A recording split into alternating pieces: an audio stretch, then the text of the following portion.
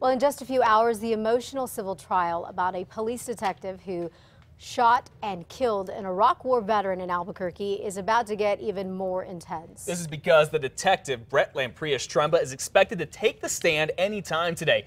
He is the one who shot and killed Kenneth Ellis back in 2010. Ellis had post-traumatic stress disorder at the time. He had a gun pointed to his own head, too. A grand jury cleared Mr. Lamprias-Tremba in this shooting, but a judge ruled it violated Ellis's constitutional rights. So now a jury is going to decide how much money the city owes Ellis's family, and a few other things will be in court today. We'll let you know what happens. The voting problems in Rio Rancho during the 2012 presidential election has led to a federal lawsuit. The Albuquerque Journal reports that the lawsuit alleges voters were deprived of their rights to vote after a low number of voting centers led to long lines. The lawsuit names former Sandoval County Clerk Sandy Padilla and Bureau of Elections Chief Eddie Gutierrez. It contains that the county didn't have enough voting centers in Republican-leaning areas like Rio Rancho, and that is what led to the 3 Republican candidates losing their races to Democrats. Padilla has said that Rio Rancho's big voting mess was not a case of dirty politics. The ballots for Albuquerque's special election are due in at the city clerk's office by 7 p.m. tonight. Now, you must bring them in person if you want them to count. The election was to decide if there should be a runoff election if no one gets 50% in the mayoral election. There were some problems in this election after voters didn't sign their mail-in ballots, and City Clerk Amy Bailey caused an uproar because she would not count them. Bailey, however, says that her decision was based on a city ordinance that says the clerk cannot count unsigned ballots. New Mexico still doesn't officially have a Secretary of Education. Hannah Scandera had another confirmation hearing in a state Senate committee this Saturday, just as she did last weekend. And once again, that committee refused to allow the whole Senate to vote on confirming her. Republicans say the Democrats in charge here are just playing politics. Governor Martinez appointed Ms. Scandera 2 years ago. She's been in charge of the public education department since then, but some here don't want her to get officially confirmed, saying she's not qualified because she's never been a teacher or an administrator. Well, as soon as today, the full State House could vote on a plan to raise the minimum wage here in New Mexico. It would make the minimum wage $8.50 an hour rather than $7.50 as it is now.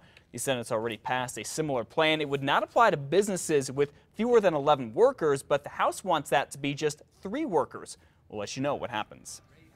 State lawmakers appear to agree on a meeting a federal deadline in regards to health insurance. A proposal to create a state-operated health insurance exchange is headed to the Senate.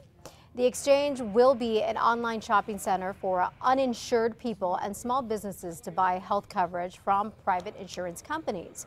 New Mexico's deadline is in the fall. Under a federal health care overhaul, states had the option of establishing their own exchange or leaving it to the federal government.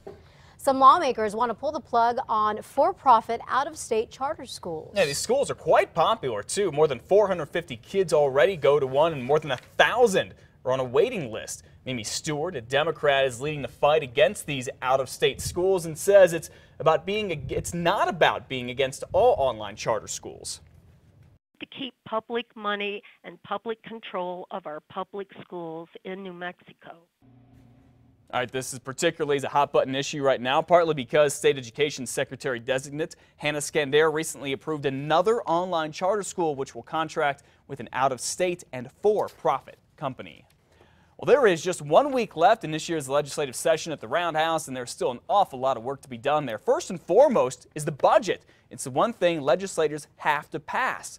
Then there are all the other bills, including ones on gun control and driver's licenses for illegal immigrants. Legislators have introduced, get this, a whopping 1,200 bills in the past 2 months. Just 35 of those, 35 of 1,200 have passed both the House and Senate, and the governor signed 5 of them. Everybody thinks sometimes that we have to pass so many things up here to be good in government. And I can tell you one thing, you know, there's about, both houses probably 1,500 bills introduced. The less we pass, it's okay. You know, the thing about it is we need to pass things that really work for the people. Governor Susana Martinez says legislators in charge of the Roundhouse are being held hostage by the fringe of their party, but Democrats say the governor is not being flexible. A bill that would stop giving driver's licenses to illegal immigrants remained bottled up in a House committee after members deadlocked it on Saturday.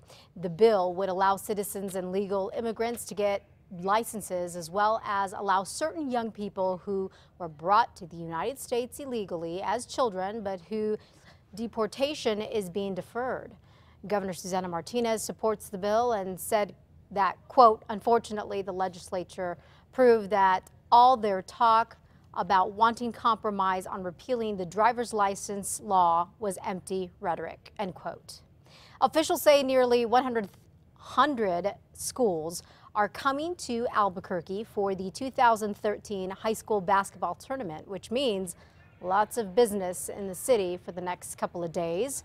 Teams will be staying at local hotels, eating at restaurants, and shopping along the way. Games will take place at the Santa Ana Star Center, Bernalillo High School, and the Pit. Semifinals start on Tuesday.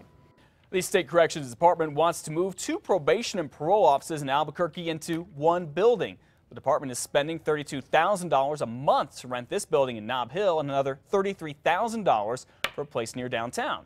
Secretary Greg Marcantel says the office in Nob Hill needs a lot of work, so he wants to spend $6 million to buy and renovate a bigger building that would be for both offices. Well, the top brass at the New Mexico Gas Company now thinking about selling it. The company provides natural gas to about 3/4 of the folks in the state and has 12,000 miles of pipelines here. We've learned another company is interested in buying New Mexico Gas. The Public Regulation Commission, the PRC, would have to approve it before that happens.